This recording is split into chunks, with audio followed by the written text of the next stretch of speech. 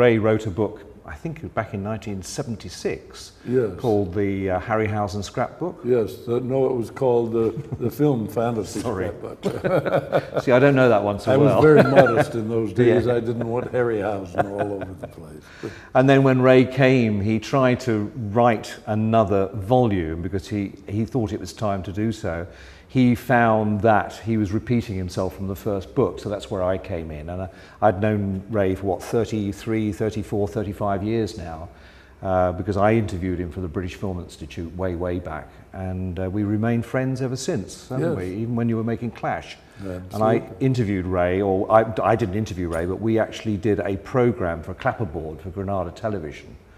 And that's where we re-established, didn't we, after a few years gap, and we've been friends ever since. So writing the books was never a chore because I'm a huge fan as well. And what's in the books are me as a fan as well. It's called A Century, sorry, I've blatantly got a cover here, A Century of Model Animation from Méliès to Aardman. This is the British cover. There is an American cover and it's got a different title. It's A Century of Stop Motion Animation. We didn't use stop motion, I think Ray will agree with me, because stop motion is the technique by which you animate, and that can mean cartoon as well as model animation. So that's why, but the Americans use stop motion as a description for model.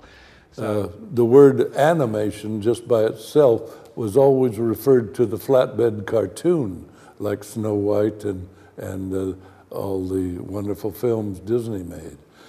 So we were trying to get a new name, and Charles came up with Dyna, and we combined the word animation with dynamation, and that gave it a new life, and that's what we used on the Seventh Voyage of Sinbad, the word dynamation, a new process, which is it developed over the years. It's a basic rear projection process, a miniature rear projection, and with split screens and mats and that type of thing, which is a lot of hocus pocus that the average person doesn't understand and shouldn't understand. All they want to see is the final product on the screen. In the early days, I was very modest. I never expected that my work, which I didn't consider as art, was worth the public looking in on it.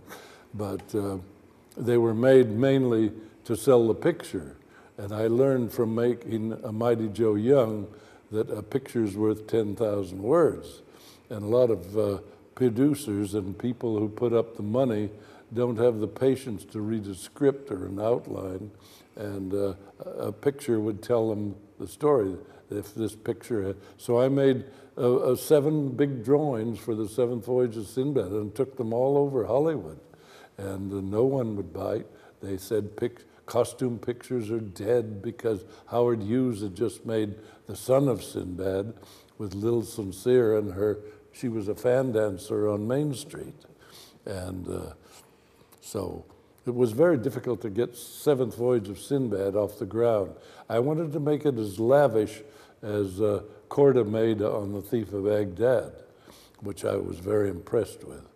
And I had the great pleasure of talking about it in later time and releasing a new print on it. And we've been colorizing, I've been involved recently in colorizing our 3 early black and white films, which we couldn't afford to shoot in color because we had a very tight budget at the time. And, but now the new color process by Legend Films is so good that it looks like they were shot in color. This is one of the skeletons that we used in Jason and the Argonaut, the skeleton sequence. In the original, see, he has every joint that a real skeleton would have, and only they're ball and socket joints, and they hold the pose. So each frame of film, one has to move it slightly and match what is on the rear projection screen, which may be a foot behind the skeleton. And then to give the illusion that the skeleton is on the same plane, we use certain matting processes to bring the skeleton and we shrink the people down to the size of the skeleton, which makes the skeleton look like he was 6 feet high. What's he called, Ray? What's this one called? This one is called Uguscio. He has a name for all of them. Mainly this one.